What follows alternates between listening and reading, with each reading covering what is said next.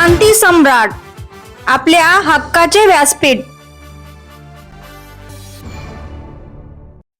हे TMS lab जे आहे ना आम्ही जे लॉन्च केले ते अत्याधुनिक लॅब आहे। त्याच्यामध्ये 100-150 हर्ट्ज पर्यंत फ्रिक्वेन्सीज आम्ही डिलिव्हर करतो। ब्रेनचे जे आहे काही ठरलेले भाग आहे त्याच्यावरती आम्ही एक कॉइल ठेवतो आणि कम्प्युटराइज पद्धतीने ते ब्रेनची त्या भागाची प्रोग्रामिंग करतो। याला आम्ही TMS म्हणतो। हे नॉन इन्व्हेसिव्ह आहे, पेशंटला काही पेन होत नाही आणि जास्त काही साईड इफेक्ट पण नाहीये आणि त्याचे काही सेशन्स असतात। या सेशन घेतले की पेशंटला चांगला फायदा होतो। 3 प्रकारचे पेशंट आहे ज्यांना हे TMS नी फायदा होऊ शकतो। फर्स्ट पॅटर्न आहे ते सायकोलॉजी वाले पेशंट्स, ज्यांना डिप्रेशन आहे, सिव्हिअर डिप्रेशन किंवा anxiety, obsessive compulsive disorder, insomnia, panic असे पेशंट्सला जास्त फायदा होतो आणि FDA ने अप्रूव्ह केलेलं आहे आणि हे घेतले की चांगला फायदा होऊन जातो। दुसरं आहे जे न्यूरोलॉजिकल पेशंट आहे। न्यूरोलॉजिकल म्हणजे ज्यांना लकवा झालाय, ते एक साइड काम करत नाही किंवा बोलायला त्रास होतो, मेमरीचे डिस्टर्बन्सेस आहे, स्पीचचे डिस्टर्बन्सेस आहे, बॅलन्सिंगचा प्रॉब्लेम होतो, लकवेच्या नंतर बॅलन्सिंग जमत नाही, या पेशंटला TMS करून चांगला फायदा होतो।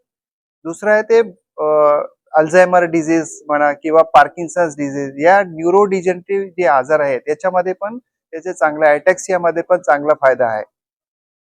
थर्ड जे पेशंट आहे यांना पेन आहे, फुल बॉडीची पेन, फायब्रोमाल्जिया म्हणा किंवा न्यूरोपॅथिक पेन म्हणा आणि किती तुम्ही मेडिसिन घ्या ते फायदा होत नाही, अशा पेशंटला आम्ही TMS ठरलेल्या ठिकाणी प्रोग्रामिंग करून त्याचा पेन कमी करू शकतो आणि लॉंग टर्म मध्ये पण बेनिफिट होतो।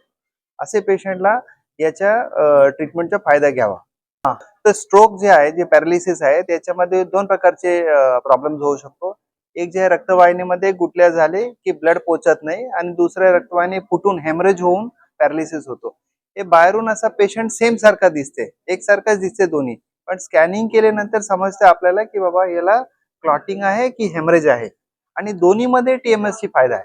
असं नाही की क्लॉटिंग वाल्यांना नाही द्यायची किंवा हेमरेज वाल्यांना नाही द्यायची, दोन्हींना फिजिओथेरपी, स्पीच थेरपी करा, बॅलन्सिंग ट्रेनिंग करा, याच्याबरोबर TMS पण घ्या, चांगला फायदा होतो। ची जे लक्षण आहे ते नॉर्मली आम्ही एक निमोनिक म्हणतो, बी फास्ट। बी म्हणजे बॉडीचा बॅलन्स निघून गेला सडनली। आई म्हणजे डोळ्याची दृष्टी कमी झाली, एक डोळ्याची किंवा दोन्ही डोळ्यांनी, एक साइडला दिसत नाही व्यवस्थित। F म्हणजे फेस म्हणजे फेस वाकडा झाला। A आर्म, दोन्ही हात असा वर ठेवले की एक हात खाली जातो किंवा उचलता येत नाही। तर हे आणि स्पीच म्हणजे बोलायला त्रास होतो किंवा बोलले त्यांना समजत नाही, हे सगळे आहे ना तर झालं तर तुम्ही बी फास्ट म्हणजे टाइमनी तुम्ही हॉस्पिटल जायचे आणि लगेच ट्रीटमेंट घ्या। लवकर आले की लवकर फायदा होतो, उशिरा आले की उशिराने फायदा होईल। जे स्ट्रोकची पॅरालिसिसची ट्रीटमेंटची खर्च की TMS ची एक सेशन आहे ना ते अंदाजे 5 to 6,000 पर्यंत आहे आणि त्याच्या 6 to 30 सेशन्स पर्यंत असं घ्यायला लागते। ऑलरेडी मला वाटते की दर महिन्याला मिनिमम 100 पेशंट्स असतात। सो एक वर्षामध्ये 1000 पेशंट केले असेल, पण आता आम्ही काय केले, टेक्नॉलॉजी अपग्रेड केली, म्हणजे जे मॅक्सिमम जे फ्रिक्वेन्सी आहे, आता असा कोणी पेशंट नाही की ज्यांना फायदा नाही होईल। आता फ्रिक्वेन्सी प्रोग्रामिंग केले की कुठेतरी होणारच आहे। तर ते अपग्रेडेड जे टेक्नॉलॉजी आहे वर्ल्ड मध्ये नंबर 1 ते आम्ही आणले।